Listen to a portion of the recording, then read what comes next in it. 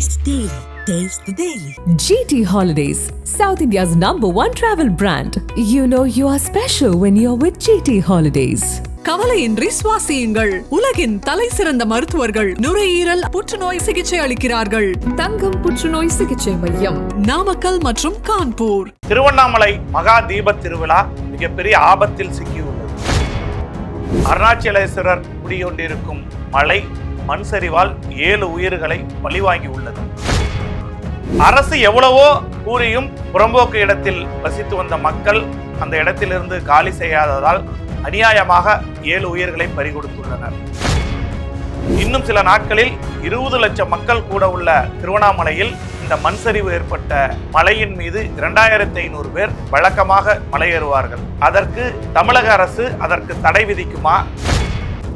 மக்களை காக்க போகிறதா அரசு, அல்லது மக்களின் அவலக்குரல்களை கேட்டு நிவாரணம் அளிக்கப் போகிறதா இந்த அரசு? விரிவாக திருவண்ணாமலையில் என்னென்ன நடந்தது, அடுத்து வரக்கூடிய ஆபத்துகள் குறித்து விரிவாக பார்க்கலாம். பாருங்கள். 1000 ரூபாய் பொருள் 100 ரூபாய், 100 ரூபாய் பொருள் 5 ரூபாய். ஆமாங்க, உங்கள் கிங் டிவி 200 கோடி பார்வையாளர்களை கடந்து பயணிப்பதால் யூடியூப் ஷாப்பிங் அனுபவத்தை கொடுத்திருக்கிறது. பிளிப்கார்ட், மிந்த்ராவில் 90% ஆஃபர், 70% ஆஃபர், 60% ஆஃபர்னு நம்ம கிங் டிவி வியூவர்ஸ்க்கு அள்ளி தராங்க. இதில் டேக் ப்ராடக்ட்ங்கிற இடத்தை கிளிக் பண்ணுங்க. உங்களுக்கு பிடிச்ச ப்ராடக்டை இன்றே ஆர்டர் செய்து இந்த சந்தோஷத்தை கொண்டாடுங்கள். புயல் வெள்ளத்தால் ஆபத்தில் மகா தீப திருவிழா. திருவண்ணாமலையில் 20 லட்சம் பேர் பங்கேற்கும் தீப திருவிழா நடக்குமா? நிலச்சரிவால் தீப திருநாளில் 2500 பக்தர்கள் மலையேறி தீபத்தை ஏற்ற தடை வருமா? பக்தர்களின் பாதுகாப்பு கருதி இந்து அறநிலைத்துறை நடவடிக்கை எடுக்குமா? இதுதான் திருவண்ணாமலை சுற்றி புயல் வெள்ளத்தால் பாதிக்கப்பட்ட மக்களின் குக்குரலாக இருக்கிறது. அரசின் குரலும் இந்து அறநிலைத்துறையும் என்ன முடிவு எடுக்க போகிறது? அங்கு கூட உள்ள 20 லட்சம் மக்களுக்கு பாதுகாப்பு வழங்கும் வகையில் அறநிலைத்துறை நடந்து கொள்ளுமா? குறிப்பாக 2500 பேர் மலையேறி சென்று அந்த மகா தீபத்தை ஏற்றக்கூடிய அந்த மலையேறும் நிகழ்ச்சியில் மண் சரிவினால் 7 பேரை இழந்திருக்கிறது தமிழகம். அதே போன்று அதே மலையில் இந்த 2500 பேரும் எப்பொழுதும் போல் ஏறுவதற்கு அனுமதிக்குமா அரசு? இந்து அறநிலைத்துறை அதற்கு என்ன நடவடிக்கை எடுக்க போகிறது? ஆபத்தை கையில் எடுக்குமா தமிழக அரசு? தமிழ்நாட்டில் இந்த முறை பெஞ்சல் புயல் பல மாவட்டங்களில் கோர தாண்டவம் ஆடிவிட்டது. சென்னை மற்றும் புறநகர் மாவட்டங்களை புரட்டி போடும் என்று நினைத்த போது சென்னையை விட்டு விழுப்புரம், கடலூர், புதுச்சேரி தாக்கி பெரும் சேதத்தை உருவாக்கி உள்ளது. விழுப்புரம், புதுச்சேரியில் 45 சென்டிமீட்டருக்கு மேல் மழை பெய்து மக்களின் இயல்பு வாழ்க்கை முடங்கி போய்விட்டது. இந்த புயல் ஏற்படுத்திய பாதிப்புகள் இன்னும் துல்லியமாக கணக்கிடப்படவில்லை. இருப்பினும் பெஞ்சல் புயல் பாதிப்புகளை சமாளிக்க சுமார் 2000 கோடி ரூபாய் தேவை என மத்திய அரசுக்கு தமிழக முதல்வர் ஒரு அவசர கடிதத்தை எழுதியுள்ளார், கோரிக்கையும் விடுத்துள்ளார். அதாவது தமிழ்நாட்டின் 14 மாவட்டங்களில் இதுவரை கண்டிராத அளவில் பெஞ்சல் புயல் சூறையாடியுள்ளது. 1.5 கோடி மக்கள் பாதிக்கப்பட்டுள்ளனர். 2.11 லட்சம் ஹெக்டர் வேளாண் நிலங்கள் வெள்ளத்தில் மூழ்கியுள்ளன. முக்கிய உட்கட்டமைப்புகள் அனைத்தும் சேதமடைந்துள்ளது என முதலமைச்சர் ஸ்டாலின் பிரதமருக்கு எழுதிய கோரிக்கையில் குறிப்பிட்டுள்ளார். சேதத்தின் வீரியத்தை கருத்தில் கொண்டு தேசிய பேரிடர் நிவாரண நிதியில் இருந்து உடனடியாக 2000 கோடி ரூபாயை அவசர மீட்பு மற்றும் புனரமைப்பு பணிகளுக்காக உடனடியாக விடுவிக்க வேண்டும் என பிரதமர் மோடியை கேட்டுக்கொள்கிறேன் என தமிழக முதலமைச்சர் மு.க. ஸ்டாலின் டெல்லிக்கு கோரிக்கை வைத்துள்ளார். இதில் தமிழ்நாட்டிற்கு எவ்வளவு கிடைக்கும் என்பது ஆண்டவனுக்குத்தான் தெரியும். ஒவ்வொரு முறையும் நாம் கோரிக்கை வைப்பது மட்டுமே நமது நிலையாக உள்ளது. தொடர்ந்து இந்தியாவில் அதிக அளவில் ஜிஎஸ்டி கட்டும் மாநிலங்களில் தமிழகம்தான் சிறப்பான இடத்தை பிடித்திருக்கிறது. இருந்தும் நமது பணத்தை வைத்துதான் வட மாநிலங்கள் அனைத்தும் செல்வ செழிப்போடு இருக்கிறது. ஆனால் வரி கொடுத்த தமிழகத்திற்கு பேரிடர் நிவாரண நிதியை இதுவரை மத்திய அரசு கிள்ளியும் கொடுப்பதில்லை என்பதுதான் வரலாறாக இருந்திருக்கிறது. இதில் தமிழகத்தின் மக்கள் அனைவருக்கும் இது தெரியும். ஏனென்றால் மத்திய அரசு மாற்றாந்தாய் நிலையில்தான் தமிழகத்தை பார்த்து வருகிறது. கனமழையால் பல்வேறு மாவட்டங்களில் உயிரிழப்புகளும் ஏற்பட்டுள்ளது. அதே நேரத்தில் தமிழ்நாட்டையே சோகத்தில் ஆழ்த்தக்கூடிய ஒரு புதுவிதமான பரிதாப சம்பவம் திருவண்ணாமலையில் நடந்து முடிந்துள்ளது. திருவண்ணாமலையில் தீபமலை என்றழைக்கப்படும் அருணாச்சலேஸ்வரர் குடியிருக்கக்கூடிய மலையடையாரத்தில் வ.உ.சி. நகர் 16வது தெருவில் வசித்து வந்த ராஜ்குமார் என்பவரது வீட்டின் மீது டிசம்பர் 1ஆம் தேதி அன்று மாலை சுமார் 4 மணி அளவில் கனமழையின் காரணமாக மரம் விழுந்ததை அறிந்து அவரின் வீட்டின் கதவினை திறக்க முற்பட்டார். அப்பொழுது மலையிலிருந்து 40 டன் எடையுள்ள பெரிய பாறை உருண்டு வந்து வீட்டின் மேல் விழுந்துள்ளது.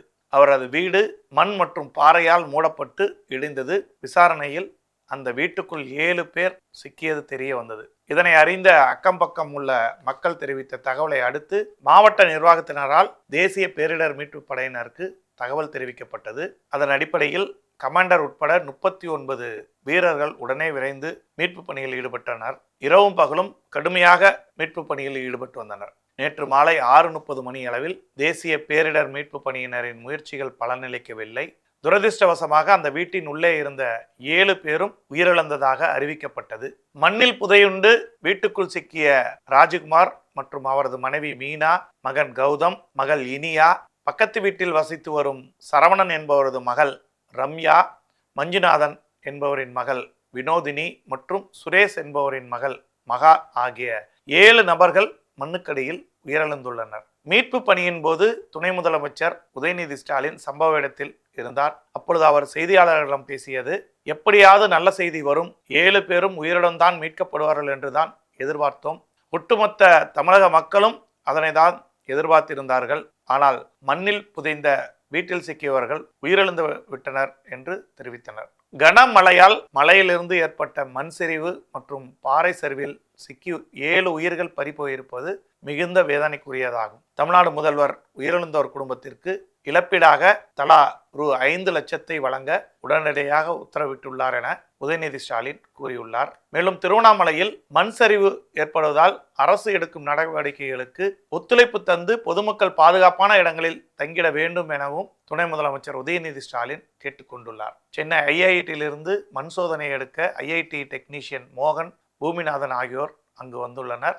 அவர்கள் மண்ணின் தரத்தை ஆய்வு செய்வார்கள் என்றும் கூறியுள்ளார். திருவண்ணாமலையில் நடந்த சோக சம்பவம் நடந்ததாக இருக்க வேண்டும். இனியும் இப்படி ஒரு சம்பவம் நம் தமிழகத்தில் நடைபெறக்கூடாது என்பதுதான் ஒட்டுமொத்த மக்களின் எதிர்பார்ப்பாக உள்ளது.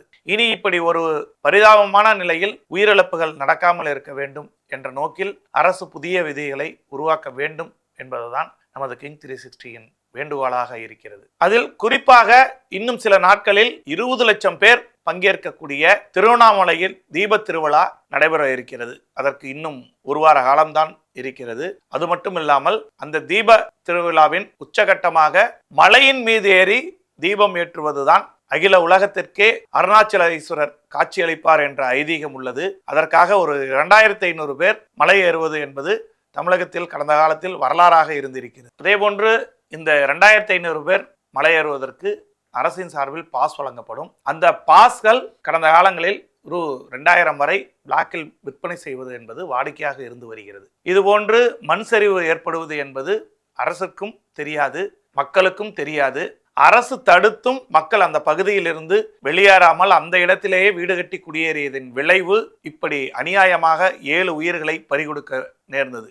அப்படி தெரிந்தும் கட்டுக்கடங்காமல் கூட உள்ள தீப திருவிழா பக்தர்கள் 2500 பேர் மலையேறுவது என்பது கடந்த காலங்களில் போல் இப்பொழுதும் கொடுத்தால் இந்த மண் சரிவு ஏற்பட்ட இதே திருவண்ணாமலையில் மீண்டும் மேலும் பல உயிர் சேதங்களை அரசு சந்திக்க தயாராக இருக்க வேண்டும். அப்படி ஒரு நிலை தமிழகத்திற்கு தேவையில்லை. ஏன் அந்த அருணாச்சலேஸ்வரருக்கே தேவையில்லை என்பதுதான் தமிழகத்தின் ஒட்டுமொத்த குரலாக இருக்கிறது. இதை அரசு எப்படி தடுக்கப் போகிறது, அல்லது எதிர்க்கட்சிகள் கூறுவது போல் இதிலும் இந்த அரசு மௌனம்தான் காக்கப் போகிறதா அல்லது மக்களை காக்கப் போகிறதா என்பதை பொறுத்திருந்து பார்க்கலாம். Taste the Daily. GT Holidays, South India's #1 travel brand. You know you are special when you're with GT Holidays. கவலையின்றி சுவாசியுங்கள். உலகின் தலை சிறந்த மருத்துவர்கள் நுரையீரல் புற்றுநோய் சிகிச்சை அளிக்கிறார்கள். தங்கம் புற்றுநோய் சிகிச்சை மையம், நாமக்கல் மற்றும் கான்பூர்.